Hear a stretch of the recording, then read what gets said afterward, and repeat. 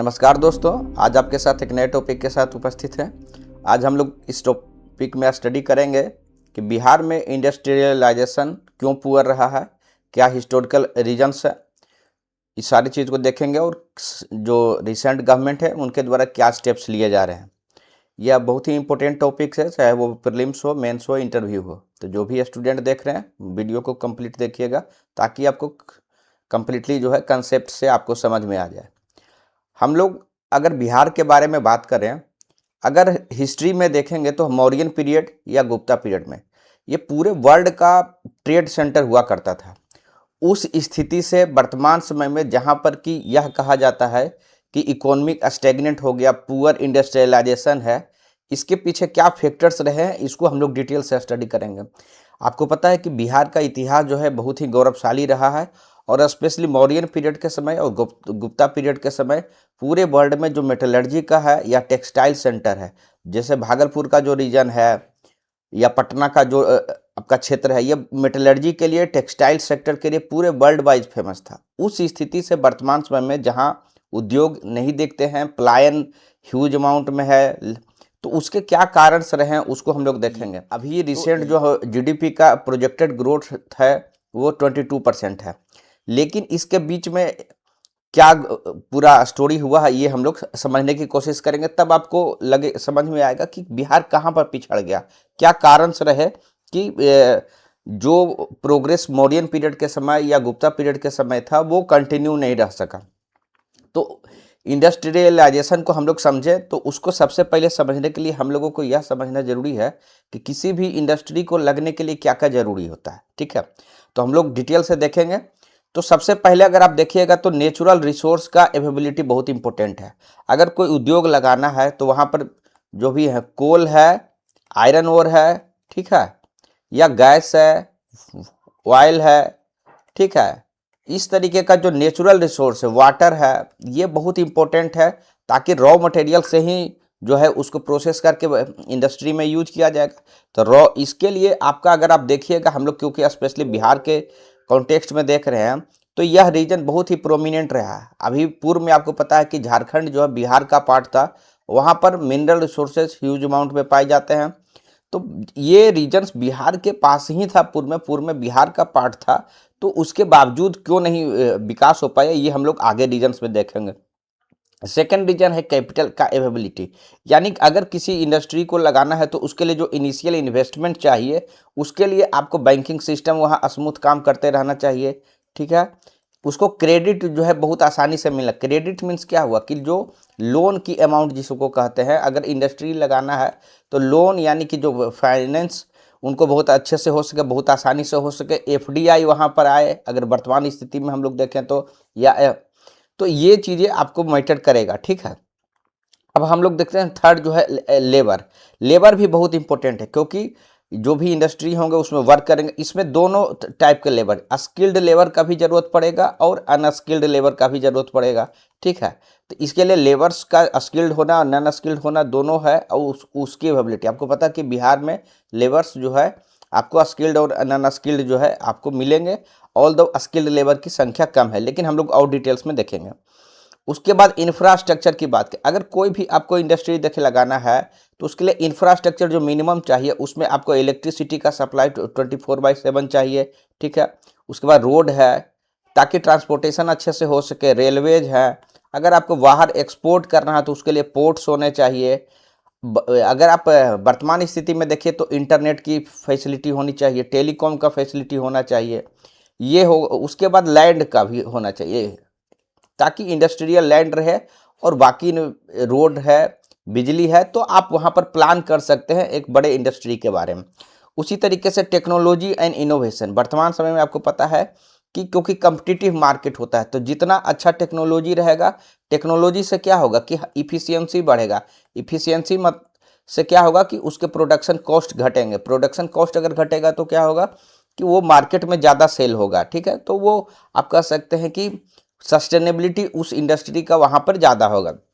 उसी तरीके से इनोवेशन जरूरी है क्योंकि पूरे वर्ल्ड वाइड दूसरे जगह जो कम्पिटिटिव आप इंडस्ट्री होंगे, कम्पिटिटिव जो उनके प्लेयर्स होंगे, वो इनोवेशन की तरफ जो है ध्यान देते रहते हैं। तो इसके कारण आप अगर इनोवेशन में पिछड़ जाएंगे तो प्राइस कोस्ट आपका ये जो उसमें आप compete नहीं कर पाएंगे और फाइनली क्या होगा कि आपका जो सेल है वो कम हो जाएगा। इसलिए जो है इनोवेशन और टेक्नोलॉजी ही बहुत इंपॉर्टेंट है। उसके नेक्स्ट हम लोग देखते हैं मार्केट कैपेबिलिटी। अगर देखिए कि अभी आप देख रहे होंगे कि पूरे ट्रेड वार हो रहा है, उसमें से एक मेजर रीजन देखिए मार्केट का सर्च ही रहता है, क्योंकि अगर प्रोडक्शन है, अगर मार्केट नहीं रहेगा तो फिर सामान का सप्लाई उस अनुसार से नहीं हो पाएगा, फिर प्रोडक्शन रोकना पड़ेगा। इसीलिए क्या है कि इंडिया के केस में या बिहार के केस में देखिएगा तो डोमेस्टिक मार्केट तो बड़ा है, लार्ज डोमेस्टिक आपका मार्केट है, ठीक है। लेकिन सिर्फ डोमेस्टिक मार्केट से काम नहीं चलता है, इसमें आपको ग्लोबल मार्केट्स में भी एक्सेसिबिलिटी होना चाहिए, ठीक है। तो ग्लोबल मार्केट होना चाहिए, ठीक है। उसके बाद एक और चीज मैटर करेगा कि जो आपका कंज्यूमर है उसका परचेजिंग पावर कितना है, ठीक है। तो ये सारे फैक्टर्स अभी हम लोग डिस्कस। नेक्स्ट हम लोग देखते हैं government policy and political stability. Government का पॉलिसी क्या है, यानी कि अगर वहाँ जो बिजनेस करने वाले ग्रुप्स है उनके लिए क्या ईज ऑफ डूइंग बिजनेस है, टैक्स पॉलिसी कैसा है, रिग्रेसिव तो नहीं है, लैंड एंड जो लेबर रिफॉर्म्स की स्थिति क्या है, इंडस्ट्रियल इंसेंटिव क्या है। तो ये इस टाइप के जो आपके गवर्नमेंट का जो इंटरवेंशन है बहुत इंपॉर्टेंट रहता है किसी भी आपका जो इंडस्ट्री है उसके ग्रोथ के लिए। नेक्स्ट हम लोग देखते हैं ट्रांसपोर्ट एंड कनेक्टिविटी। ट्रांसपोर्टेशन में जो है रेलवे हो सकता है, हाईवेज होने चाहिए, पोर्ट्स का एसेसिबिलिटी होना चाहिए, एयरपोर्ट्स होने चाहिए, लॉजिस्टिक हब होने चाहिए। तो इस तरीके का जो ट्रांसपोर्टेशन है एवं कनेक्टिविटी से जो है तभी तो आसानी से चीज़ें जो है हम लोग एक्सपोर्ट कर पाएंगे या फिर कंट्री के अंदर एक जगह से दूसरे जगह सस्ते दाम पर हम लोग सेल कर पाएंगे। तो मार्केटिंग तो इफिशियंसी बेस्ड रहेगा, अन्यथा जो है फॉरेन कंपनी जो भी बना रही वो इंडियन मार्केट्स में गुड्स को सप्लाई करेगी और वो कम्पीट नहीं कर पाएगी। इसलिए बहुत ज़रूरी है कि ट्रांसपोर्टेशन जो है बेहतर रहे, कनेक्टिविटी बहुत बेहतर रहे। उसके बाद एक और चीज़ है इंटरप्रेन्योरशिप एवं बिजनेस कल्चर।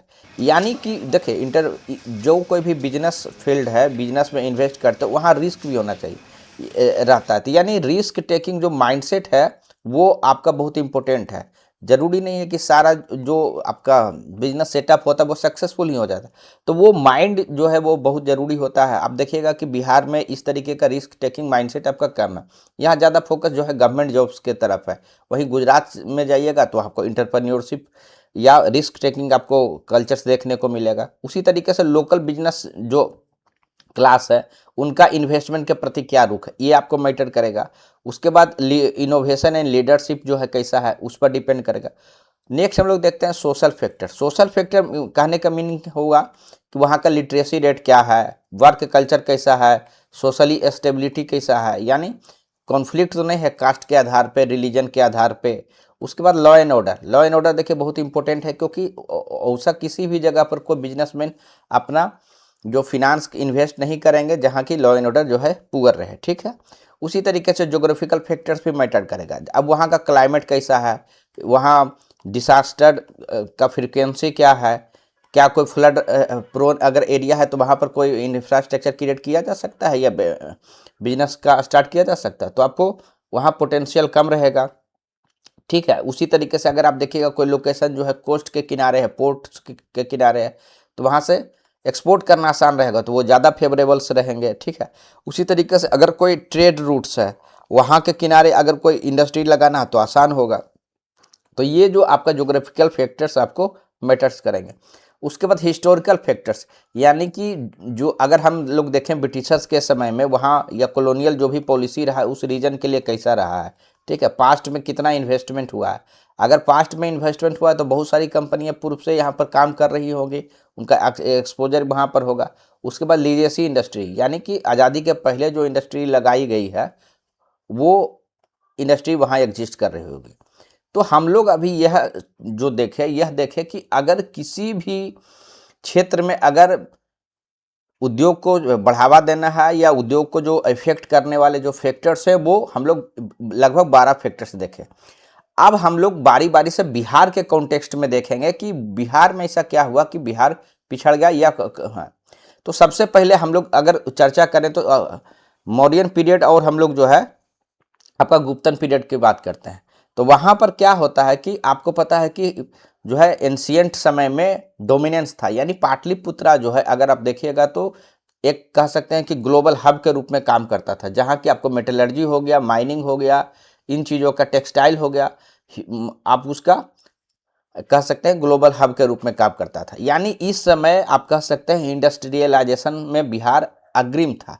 ठीक है, अब हम लोग उसके आगे देखते हैं कि मिडिवल समय में क्या हुआ। इवन आप देखिएगा मिडिवल समय में क्या हुआ, मुगल का इरा भी अगर देखिएगा, उस समय भी जो बिहार है वो शुगर हो गया, सिल्क हो गया, ठीक है, सॉल्ट पेपर हो गया, तो उस यानी उसमें भी आपका अग्रिम था। यानी कहने का मीनिंग हो गया इवन मुगल पीरियड तक ट्रेड सरप्लस के रूप में काम करता है, यानी कि जो है एक्सपोर्ट ज़्यादा हो रहा था, इंपोर्ट कम हो रहा था। तो यानी मुगल पीरियड तक जो है बिहार उद्योग के क्षेत्र में पिछड़ा हुआ नहीं था।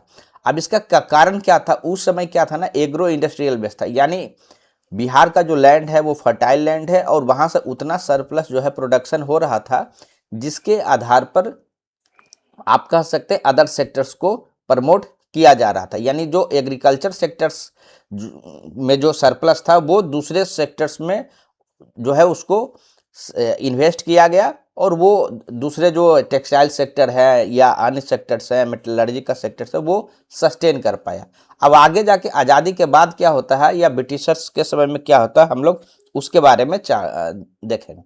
देखिए, जब ब्रिटिशर्स का पीरियड आया, ठीक है, आपको पता है कि 1757 में जो है बैटल ऑफ जो है प्लासी के बाद जो है चीज़ें बदलनी चालू हो गया। 1764 में बैटल ऑफ बक्सर के बाद जो है फिर दीवानी राइट्स उनको मिल गया। तो एक्चुअली में हुआ क्या कि आपको पता है कि उसी समय दो चीज़ हुआ। एक तो ब्रिटेन में क्या हुआ कि इंडस्ट्रियलाइजेशन हुआ, ठीक है। जब इंडस्ट्रियलाइजेशन हुआ ब्रिटेन में, तो वहाँ से जो आप कह सकते हैं जो फिनिश्ड गुड है वो सस्ते दाम पर यहाँ पर आप कह सकते हैं इंपोर्ट किया जाने लगा या डंप किया जाने लगा। उसके कारण क्या हुआ कि इंडस्ट्रियलाइजेशन का जो प्रोडक्ट्स था वो बेहतर प्रोडक्ट्स था, और सस्ते प्रोडक्ट्स जो है जो लोकल जो टेक्सटाइल प्रोडक्ट्स थे या लोकल जो हैंडलूम प्रोडक्ट्स थे उससे वो सस्ते में बन रहा था और ज़्यादा बेहतर प्रोडक्ट्स।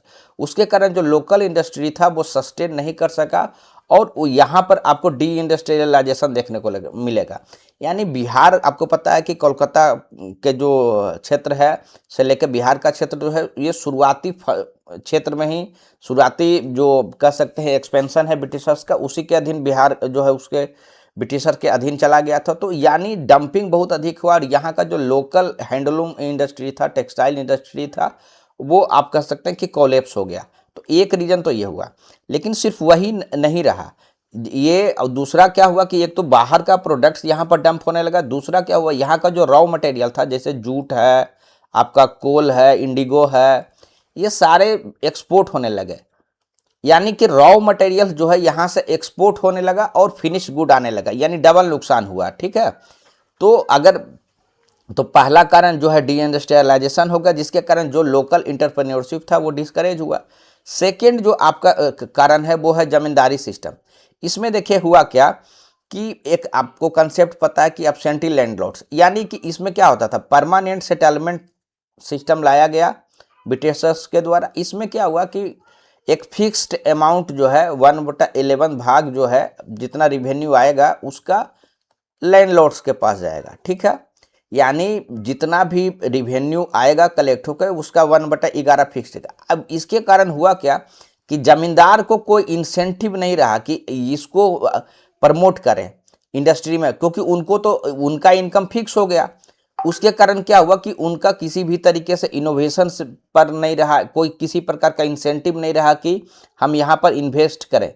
और वो क्या हुआ कि वो लोग बड़े बड़े शहर में रहने लगे और रेंट कलेक्शन के लिए अपने नीचे जो है आप कह सकते हैं अलग अलग फ्यूडल्स को रखने लगे। तो इसके कारण क्या हुआ ना कि जो वहाँ का उपजाऊ जमीन था वो कृषि तक ही सीमित रह गया, और उसका आप कह सकते हैं कि एक्सप्लॉयटेशन बहुत ज़्यादा हुआ, ठीक है। इसके कारण वहाँ जो है जो भी यहाँ सरप्लस हुआ उसको एक्सट्रैक्ट कर लिया गया, और लोकल जो यहाँ के लोग थे वह उनके पास तो सरप्लस पैसा भी नहीं बचा, और जमींदार का जो नेचर हो गया वो रेंट कलेक्शन तक चला गया। यानी उनका किसी भी प्रकार से उसको इन्वेस्ट करके ग्रो करके बेहतर करने की तरफ नहीं रहा। तो इसके कारण भी जो है नुकसान हुआ, ठीक है। उसके बाद हम लोग देखते हैं, अब देखिए एक और जो चीज़ हुआ, ठीक है, एक वो पॉलिसी है, अगर हम लोग आज़ादी के बाद की देखें, एक आप कह सकते हैं स्पेशली बिहार के कॉन्टेक्स्ट में ये इस पॉलिसी का बहुत ही नुकसान हुआ। उस पॉलिसी का नाम है freight equalisation policy. Freight means क्या होता है कि एक जगह से दूसरे जगह ले जाने में जो कॉस्ट लगता है उसको फ्रेट बोलते हैं। अब इक्विलाइजेशन जैसा कि नाम से पता चले, यानी इक्वल कर दिया गया। यानी इस पॉलिसी के तहत ये कहा गया कि अगर कोई रॉ मटेरियल कोई कंपनी चाहता है तो उसको उतना ही प्राइस पे मिलेगा जितना कि दूसरे जगह मिल रहा है। यानी अगर सपोज किया जाए कि कोयला किसी भी कंपनी को कश्मीर में चाहिए, तमिलनाडु में चाहिए, बिहार में चाहिए या गुजरात में चाहिए, सभी को इक्वल प्राइस पर मिलेगा, ठीक है। और जो एक्स्ट्रा जो कॉस्ट लगेगा, जो कोल का कॉस्ट है, उसके अलावा जो कॉस्ट लगेगा वो सब्सिडी के रूप में सेंट्रल गवर्नमेंट के द्वारा दिया जाएगा। अब आप समझ सकते हैं कि इसके कारण हुआ क्या होगा कि बिहार सपोज करके जाए कि जहां रिसोर्स है, यानी झारखंड के जो अभी वर्तमान झारखंड है यहाँ रिसोर्स है, तो बिहार को एक नेचुरल एडवांटेज क्या था कि रॉ मटेरियल्स जो है यहाँ अवेलेबल थे। लेकिन इसका एडवांटेज क्यों नहीं ले पाया बिहार? क्योंकि इस पॉलिसी के कारण क्या हुआ कि जो तमिलनाडु है, महाराष्ट्र है, गुजरात है, उन सबको भी कोयला या आयरन और उतना ही प्राइस में मिला जितना कि बिहार को मिल सकता था। तो जो एक एज हो सकता था वो एज जो है वो नहीं मिला। और दूसरे जो कोस्टल रीजन्स है, क्योंकि उनको आसान था एक्सपोर्ट करना, यानी अदर फैक्टर जो है उनके फेवर्स में थे, तो इसके कारण बिहार जो है इस रेस में पिछड़ गया, ठीक है। यानी बिहार का जो नेचुरल एडवांटेज था उसका जो है आप कह सकते हैं कि उसमें फायदा नहीं हो पाया, ठीक है। तो ये पॉलिसी जो है स्पेशली बिहार के लिए जो है बहुत ही हानिकारक रहा, ठीक है। और उस समय के जो भी पॉलिटिकल आप कह सकते हैं लीडरशिप था बिहार का, वो आप कह सकते हैं कि पैसिवली एक्सेप्ट कर लिया गया। किसी भी प्रकार का कोई काउंटर पॉलिसी नहीं बना जिससे कि जो लोकल इंडस्ट्री है बिहार के क्षेत्र में उसको आप कह सकते हैं बेनिफिट पहुंच सकता है। तो ये आपका वन ऑफ द मेजर कारण में से रहे हैं। अब देखिए एक कुछ और रीजंस देखते हैं। अब उसके बाद देखिए कुछ और इंडिया में जो है विकास के फैक्टर्स हुए, जैसे कि ग्रीन रेवोल्यूशन हुआ, ठीक है। ग्रीन रेवोल्यूशन के समय जैसे पंजाब का भी आप फैक्टर देखिएगा, वहाँ देखिए रॉ मटेरियल्स नहीं है, लेकिन पंजाब ने क्या किया, वहाँ जो एग्रीकल्चर जो आप कह सकते हैं कि जो सरप्लस प्रोडक्शन था, ग्रीन रेवोल्यूशन का बेनिफिट करके वहाँ एग्रीकल्चर जो प्रोडक्ट्स थे उनको इंक्रीज किया गया। और उस सरप्लस से जो है फिर इंडस्ट्रियलाइजेशन जो है आपका ग्रोथ किया गया, ठीक है। तो यानी वो एक जो है आपका बेनिफिट पंजाब के द्वारा जो है लिया गया। यहाँ क्या हुआ कि जो ग्रीन रेवोल्यूशन का भी आपको पता है कि जो बेनिफिट है बिहार के क्षेत्र में बहुत ही लेट पहुंचा, तो ये भी फैक्टर्स जो है उसमें से रहे हैं, ठीक है। तो ये आपको ध्यान रखना। उसके बाद क्या होता है कि जब लाइसेंस कोटा राज जब 1960 से लेकर 1980 तक चलता है, उसमें क्या होता है कि बहुत सारे एमएसएमई अलग अलग जो है सेक्टर्स में एक्रॉस आप देखिएगा इंडिया में, तो जो है उसको आप कह सकते हैं कि प्रमोशन मिला। लेकिन बिहार में जो है किसी भी प्रकार से जो है आपका उसका भी प्रमोशन नहीं मिला, ठीक है। तो इसके कारण एक आपका नुकसान हुआ, यानी ग्रीन रिवॉल्यूशन से जो बेनिफिट हो सकता था वो भी नहीं हुआ, लाइसेंस कोटा राज में भी बेनिफिट नहीं हो पाया। क्योंकि इस समय भी क्या है कि आपको पता है कि जो है स्पेशली करप्शन है या रेड टेपिज्म है बहुत ज़्यादा था, जिसके कारण कोई भी कंपनी जो है यहाँ पर इन्वेस्ट उस संख्या में नहीं किया जितना कि अन्य क्षेत्र में किया। यानी ईज ऑफ डूइंग बिजनेस कम था, करप्शन अधिक था, रेड टेपिज्म था। तो ये सारे फैक्टर्स जो है आपको लाइसेंस कोटा राज में इस डिमोटिवेट किए, ठीक है। ग्रीन रेवोल्यूशन का भी बिहार बेनिफिट नहीं उठाया। और रहा जो कुछ कसर जो है आपका 2000 में जब बाइफर्केशन हुआ, यानी कि झारखंड जब अलग हुआ, तो वहाँ क्या हुआ कि लगभग 80% जो मिनरल्स है वो आपका नुकसान हो गया, यानी कि लॉस हो गया। क्योंकि वो झारखंड के पार्ट में था तो वो वहाँ पर चला गया, ठीक है। जितना भी आपका जो मेजर स्टील प्लांट थे जैसे बोकारो है वो झारखंड में चला गया, कोयला का जो फील्ड था वो चला गया, ठीक है।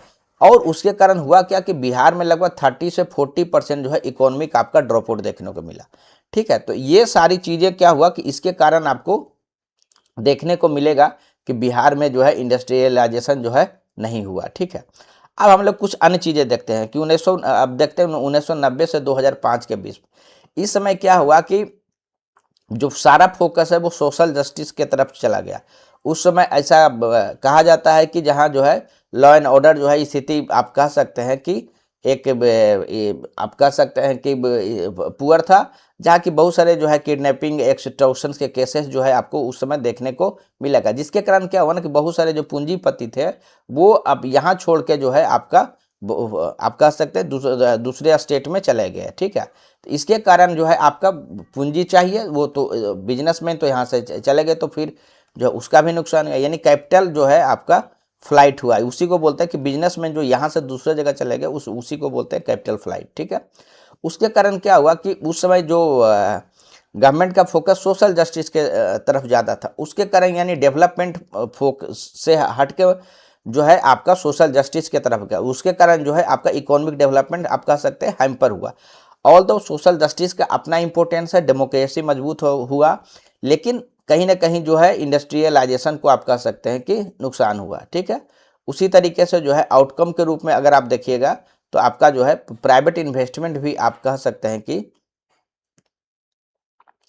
आपका वहाँ पर कमी हुआ। ठीक है, तो उसके कारण जो है आपका कैपिटल का कमी हुआ, तो फिर ये नहीं हो पाया। अदर फैक्टर्स के रूप में हम लोग देखते हैं कि एक फिजिकल बैरियर्स के रूप में अगर आप देखिएगा तो बिहार में आपको पता है कि जो नॉर्थ बिहार स्पेशली है, लगभग 73% ऑफ नॉर्थ बिहार जो है आपका फ्लड प्रोन जोन है।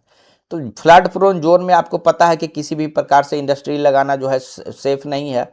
ठीक है, तो उसके कारण क्या होता है कि आपका जो एग्रीकल्चर जो कैपिटल्स है वो भी नुकसान होता है। क्यों? क्योंकि आपको फ्लड में प्रोडक्शन नहीं हो पाएगा, और उसके कारण दूसरा क्या होगा कि जब कभी भी बाढ़ आता है तो जितना भी रोड होते हैं वो भी डैमेज होता है, यानी लॉजिस्टिक कॉस्ट भी जो है ज़्यादा हो जाएगा। तो ये एक रीज़न रहा। ठीक है, उसके बाद अगर आप देखिएगा हिस्टोरिकली इंफ्रास्ट्रक्चर गैप भी है। देखिए, हम लोग चर्चा किए कि किसी भी इंडस्ट्री को लगाने के लिए जो है पावर होना, लॉजिस्टिक का क्षेत्र होना, रोड कनेक्टिविटी होना जो है बहुत अच्छा हो रहेगा, तभी जो है ग्रोथ करेगा। तो ये जो है आपका पुअर रहा, तो ये भी आप कह सकते हैं एक रीजन रहा। ठीक है, उसके बाद जो सर्टेन रीजन है, कुछ ड्रॉट प्रोन रीजन है, यानी वहाँ पर पानी का कमी है, तो नेचुरल रिसोर्स वहाँ कम है, तो वहाँ पर फिर जो है इंडस्ट्री नहीं लग सकता। तो ये सारे फैक्टर्स जो है आपको देखने को मिलेंगे।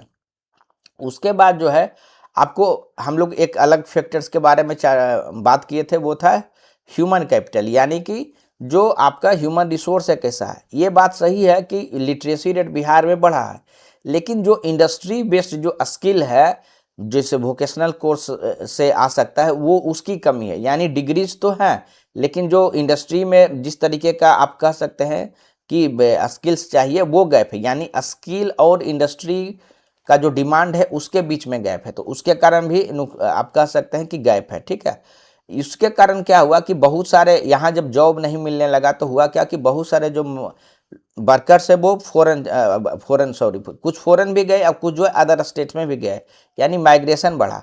यानी वहाँ जाके वो जब सेमी स्किल्ड वर्कर का आप कह सकते हैं वो बन गए, क्योंकि काम करते करते उनको एक पार्टिकुलर फील्ड का अनुभव हो गया, लेकिन वो वापस नहीं आए, क्योंकि वहाँ वापस नहीं आने के कारण क्या हुआ कि यहाँ उतना इंफ्रास्ट्रक्चर नहीं दे पाया, या उस तरीके की पॉलिसी नहीं बन पाई कि जो है जो अपने स्किल्ड वर्कर है उनको यहाँ लाया जाए और उनका एडवांटेज जो है किया जाए।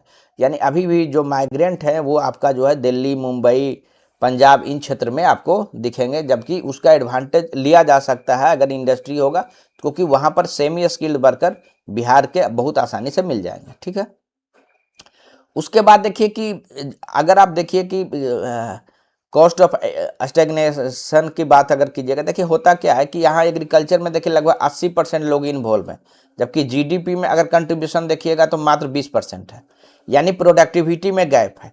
ठीक है, तो आपको क्योंकि प्रोडक्टिविटी में कम है तो उसका इम्पैक्ट भी देखने 80% लोग हैं, जबकि जीडीपी में कंट्रीब्यूशन मात्र जो है 20% है, तो ये कारण भी आपका रहा है। ठीक है,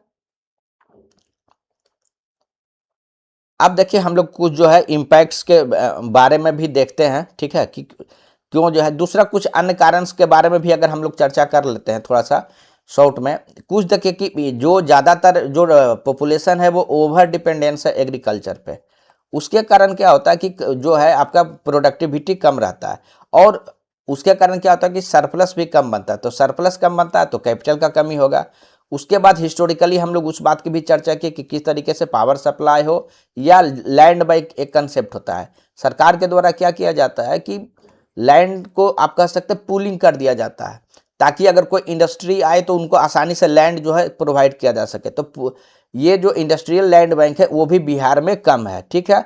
उसी तरीके से लॉजिस्टिक का भी दिक्कत है और कोल्ड चेन्स भी नहीं है। अगर एग्रीकल्चर में भी अगर बेनिफिट लिया जाना है तो कोल्ड चेन्स का आप लिंक होना चाहिए, तो वो भी आपका ये है। दूसरा क्या है कि बहुत बिहार का एक इमेज जो है स्पेशली 90s का उस तरीके से इमेज बना हुआ है कि जहाँ जो है क्राइम होता है, एक्सटॉर्शन होता है, पॉलिटिकल इनस्टेबिलिटी है, तो उसके कारण भी जो है आपका एक निगेटिव परसेप्शन बनता है, जिसके कारण आपका लोग जो है इन्वेस्ट करने से डरते हैं, ठीक है। उसके बाद क्या हुआ कि अर्बनाइजेशन जो है बहुत सारा जो आप कह सकते हैं स्पेशली सर्विस सेक्टर का जो चीज़ है वो अर्बन फील्ड्स में आपको किया जा सकता है, जैसे कि आईटी सेक्टर है।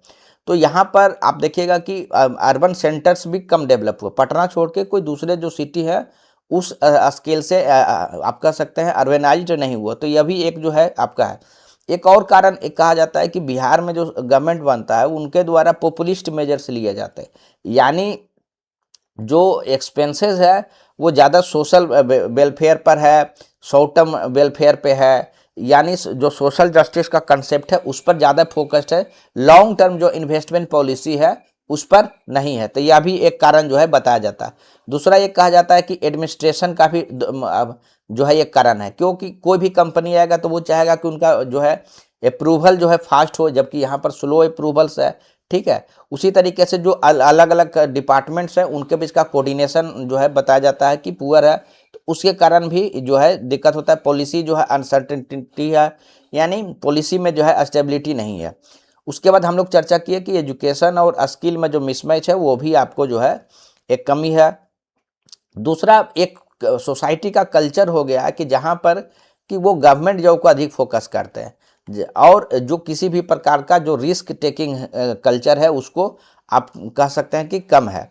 साथ ही फोकस है कि जो बाहर में माइग्रेंट काम कर रहे हैं उनका जो रिमिटेंसेस है उससे जो है आपका से उस पर फोकस है, ठीक है। इसके कारण क्या हुआ कि जो लोकल इंटरप्रेन्योरशिप का जो इतिहास रहा है वो पुअर है, ठीक है। तो ये सारा चीज़ जो है आपको देखने को मिलेगा। तो इतना कारण और हिस्टोरिकल हम लोग समझ लिए। उम्मीद करते हैं कि आपको समझ में आ गया होगा। अब हम लोग थोड़ा सा देखते हैं कि इसका इम्पैक्ट क्या पड़ेगा। इम्पैक्ट अगर हम लोग सोशली इम्पैक्ट की बात करें तो सबसे पहले है कि माइग्रेशन होता है। माइग्रेशन होगा, ह्यूज अमाउंट में आपका क्या होगा कि अनएम्प्लॉयमेंट होगा, और उसके बाद वो जब यहाँ जॉब नहीं मिलेगा तो दूसरे राज्य जाएंगे या दूसरे कंट्री जाएंगे, ठीक है। तो माइग्रेशन का इशू आपको हमेशा रहेगा। जहाँ अगर इंडस्ट्रियलाइजेशन नहीं है, यानी ब्रेन ड्रेन कह सकते हैं, यानी जो है डेमोक्रेटिक जो डिविडेंड है उसका हम लोग अच्छे से जो है एडवांटेज नहीं ले पा रहे हैं, ठीक है। बहुत सारे इंजीनियर्स भी जो है वो बाहर में हैं, ठीक है। तो ये आपको देखने को मिलेगा। दूसरा है कि पॉवर्टी मैट्रिक्स, यानी जैसे कि जो भी पॉवर्टी मेजर करने के लिए जो आप कह सकते हैं मैट्रिक्स है, जैसे कि मल्टी डायमेंशनल जो आपका पॉवर्टी है उसमें अभी भी जो है ऑलमोस्ट किसी किसी जो है उसमें 50% से अधिक है। तो ये पुअर आपको दिखाता है कि जो आप कह सकते हैं गरीबी का स्केल कितना ज़्यादा है, ठीक है। उसी कारण जो है रीजनल डिस्पैरिटी भी रहेगा, ठीक है। यानी कि जो कैपिटल का वेल्थ है, यानी पटना में पर पर्सन अगर पर कैपिटा इनकम देखा जाए या रूरल हिंटरलैंड में देखा जाएगा तो वो भारी गैप रहेगा, यानी इनइक्वालिटी ज़्यादा है, ठीक है। तो ये सारा चीज़ आपको देखने को मिलेगा, ठीक है। कुछ अन्य फैक्टर्स भी हम लोग अभी देख लेते हैं। अगर हम लोग इकोनॉमी में देखें तो क्या होगा कि सबसे पहला है कि लो पर कैपिटा इनकम होगा। उसके कारण क्या होगा कि जब इनकम कम रहेगा तो टैक्स भी सरकार को कम मिलेगा, यानी लो टैक्स बेस कम हो गया, ठीक है। यानी कि जो सरकार है इसको अगर पॉलिसी बनाना है या इन्वेस्ट करना है तो इसके पास अगर पैसा कम है तो कहाँ पर ध्यान रहेगा, तो सेंट्रल जो आप कह सकते हैं जो सेंट्रल गवर्नमेंट ट्रांसफर्स करता है उस पर अधिक फोकस होता है, ठीक है। ये चीज़ें आपको देखने को मिलेगा।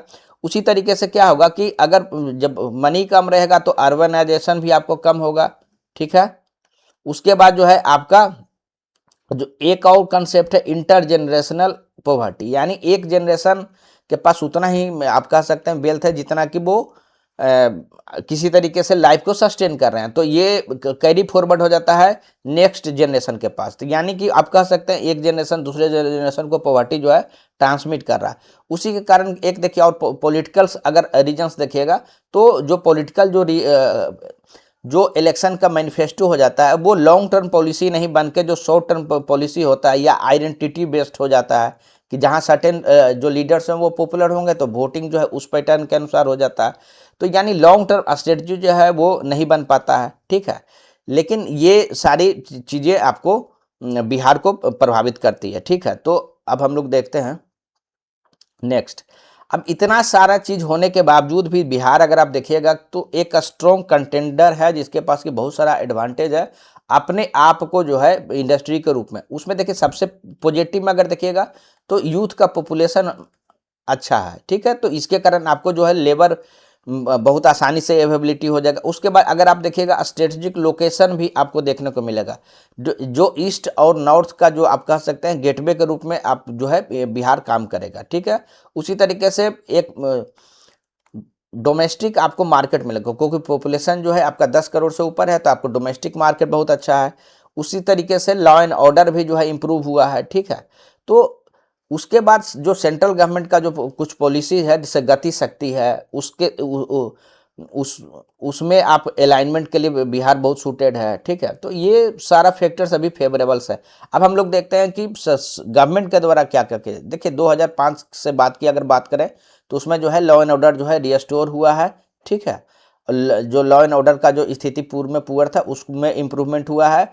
और जो इंफ्रास्ट्रक्चर में जैसे आपका रोड हो गया, एयरपोर्ट्स हो गए, ठीक है, पावर सप्लाई हो गया, इनमें जो है इम्प्रूवमेंट हुआ। तो आप कह सकते हैं कि जो मिनिमम बेस चाहिए उस दिशा में जो है काम हुआ है, ठीक है। उसी तरीके से 2020 की बात कीजिएगा तो इलेक्ट्रिसिटी देखिए का जो सप्लाई है वो बढ़ा है, ठीक है।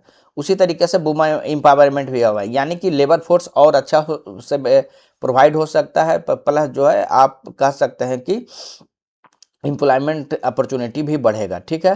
तो ये चीज़ होगा। तीसरा है कि इंडस्ट्रियलाइजेशन के क्षेत्र में जो है एग्रेसिव इन्वेस्टमेंट 2020 के बाद जो है बहुत तरीके का पॉलिसी बना है जो आगे स्लाइड में चर्चा करेंगे, ठीक है।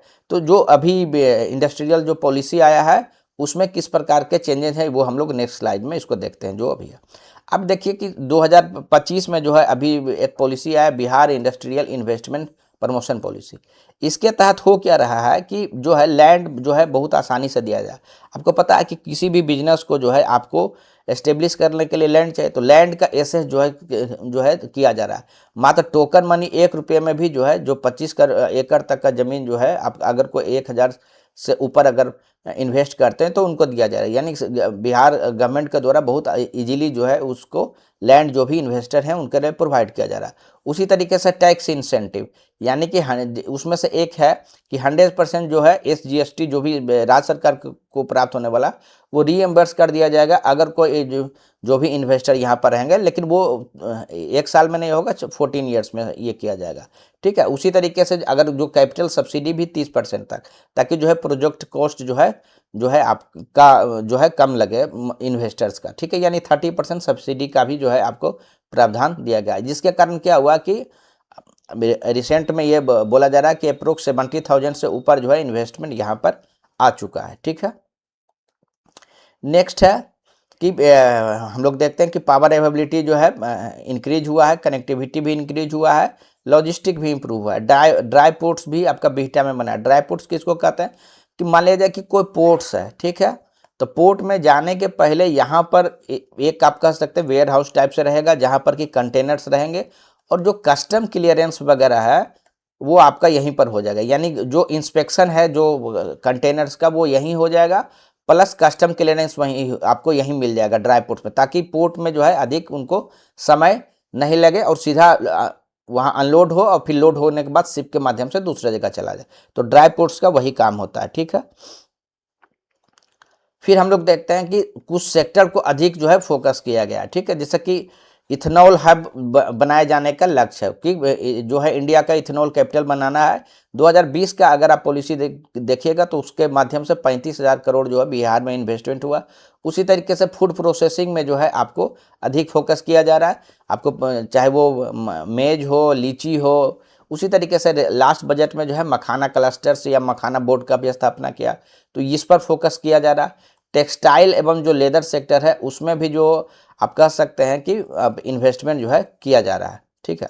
तो ये सारी चीज़ें जो है आपको किया जा रहा है। उसके बाद कुछ योजना भी है, जैसे कि मुख्यमंत्री उद्यमी योजना, उसमें जो है 10 लाख रुपए तक का जो है कोई माइक्रो अगर इंटरप्रेन्योर है तो उनको 10 लाख तक का लोन जो है फ्री में दिया जा रहा है 50% ग्रांट के साथ, ठीक है। बाकी 50% जो है उनको समय के साथ रिटर्न करना है। तो ये चीज़ें जो है आपको मुख्यमंत्री उद्यमी योजना से दिया जा रहा है। उसके में एक जरूरी हम लोग यह देखे थे कि स्किल का जो है किस तरीके से गैप है। तो जो भी ITI कॉलेज है वहाँ जो है आपको इस तरीके से अलाइनमेंट कराया जा रहा है कि जो इंडस्ट्री का नीड है वो उस तरीके से उनका जो है स्किल सेट हो, तो ये भी किया जा रहा है, ठीक है। उसी तरीके से जो अप्रूवल्स है, जो भी आप कह सकते हैं बिजनेसमैन है उनको आसानी से मिले, उसके लिए सिंगल विंडो सिस्टम भी किया गया है, ठीक है। ये सारी चीज़ें जो है बिहार गवर्नमेंट के द्वारा किया जा रहा है, ठीक है। डायलॉग भी किया जा रहा है, यानी कि सरकार के साथ इंटरेक्शन बढ़ाया गया, अप्रूवल फास्ट किया जा रहा है, यानी सरकार का भी फोकस है कि किस तरीके से जो है आप कह सकते हैं कि जो माइग्रेशन था, माइग्रेशन से हटके जो है लोग जो है अब फिर से जो है प्रोडक्शन बेस्ड हो सके, ठीक है। तो ये सारी चीज़ें जो है बिहार गवर्नमेंट के द्वारा किया जा रहा है, ठीक है। इंडस्ट्रियल पार्क भी जो है आपका बनाया जा रहा है, ठीक है। तो आप कह सकते हैं कि लैंड बैंक के लिए भी आप कह सकते हैं कि प्रयास किया जा रहा है, ठीक है। उसी तरीके से एक न्यू इकोनॉमी भी आया है, ठीक है। अभी आप 7 निश्चय पार्ट 3 में देखिएगा तो वहाँ पर बहुत सारे जो है उद्योग को एस्टेब्लिश करने के लिए स्टेप लिए जा रहे हैं। तो 7 निश्चय 3 एक खुद में एक बहुत बड़ा टॉपिक्स है, तो इसको अलग से कवर करेंगे। इसमें बहुत सारा इंसेंटिव है, चाहे वो डिफेंस कॉरिडोर को लेके हो, ठीक है। उसके बाद किस तरीके से जो है न्यू एज इकोनॉमी में जो AI बेस्ड जो इनोवेशन है उसके लिए किया जा रहा है। तो ये हम अलग से आपको कवर करेंगे 7 निश्चय 3, क्योंकि ये एक लंबा टॉपिक है। तो आप यह देख सकते हैं अभी तक के डिस्कशन में हम आपको यह बताया कि किस तरीके से बिहार गवर्नमेंट के द्वारा पूरा का पूरा फोकस जो है अभी इंडस्ट्री के तरफ जो है गया है, ठीक है। सरकार के द्वारा लगातार कोशिश किया जा रहा है कि जो हम लोगों का डेमोग्राफिक जो है उसका हम लोग डिविडेंड के रूप में यूज करें, ना कि डेमोग्राफिक हम लोगों का वर्डन हो जाए, ठीक है। यानी बिहार को जो है बीमारू स्टेट के रूप में जो प्रेजेंट किया जाता है उससे निकल सके और ईस्टर्न इंडिया में जो है बिहार जो है एक इंडस्ट्रियल पावर हाउस के रूप में एस्टेब्लिश हो सके। और 2047 तक का लक्ष्य जो है आपका 1.1 ट्रिलियन रखा गया है बिहार के द्वारा। प्रोजेक्टेड जो ग्रोथ है आपका 22% है, लेकिन ये 22% बहुत ही आपको संख्या ज़्यादा लगेगा, लेकिन क्योंकि बिहार का बेस कम है इसीलिए अगर प्रोग्रेस अगर कम भी होता है तो ये परसेंटेज में आपको ज़्यादा दिखेगा, ठीक है। दूसरे अगर आप डेवलप्ड स्टेट्स का देखिएगा तो परसेंटेज में उतना नहीं रहेगा, लेकिन अमाउंट ज़्यादा रहेगा। तो क्योंकि जो GDP का बेस है वो कम है, उसके कारण आपको परसेंटेज ज़्यादा देखने को मिलेगा, ठीक है। तो यानी एक लॉन्ग वे है जहाँ की बिहार को अभी जो है इंडस्ट्रियलाइजेशन के तरफ जो है अगर इस्टेब्लिश होना है तो अभी आप कह सकते हैं कि आने वाले समय में जो भी स्टेप्स लिए जा रहे हैं तो आने वाले डिकेड्स में बिहार भी जो है अपना जो रिसोर्स है उसको अच्छे से यूज कर पाएगा, ह्यूमन जो कैपिटल है उसको यूज कर पाएगा, स्पेशली सॉफ्टवेयर का जो है या IT सेक्टर्स में जो आप कह सकते हैं ह्यूमन फोर्स है उनको फिर से वापस बिहार में लाने का लिए प्रयास जो है सरकार के द्वारा किया जाएगा। तो उम्मीद करते हैं कि आपको जो इंडस्ट्रियलाइजेशन क्यों पीछे रह गया बिहार उसके बारे में आपको डिटेल से जानकारी मिल गया होगा, क्योंकि वीडियो बहुत लंबा ना हो इसीलिए हम लोग इसको एंड करते हैं। कुछ अन्य पॉइंट्स भी है जिसको कि अलग के वीडियो में हम लोग कवर करेंगे, तत्काल के लिए इस यहीं एंड करेंगे। इसका पार्ट 2 भी हम लोग जो है नेक्स्ट 7 निश्चय पार्ट जो 3 है उसके तहत जो है सर्टेन्स जो फीचर्स उसमें जो डिस्कस हुए हैं रिसेंट में उसको अलग से डिस्कस करेंगे, क्योंकि वो एक खुद में एक बहुत बड़ा टॉपिक है। तो थैंक यू वेरी मच। अगर आपको ये वीडियो अच्छा लगा तो काइंडली लाइक कीजिए, अधिक से अधिक लोगों के बीच जो है शेयर कीजिए और साथ ही चैनल को सब्सक्राइब कीजिए। किसी भी प्रकार का अगर कमेंट हो तो आप ज़रूर कमेंट बॉक्स में दीजिए, हम लोग जो है आने वाले वीडियो में उसको एकोमोडेट करने की कोशिश करेंगे। Thank you very much, thank you.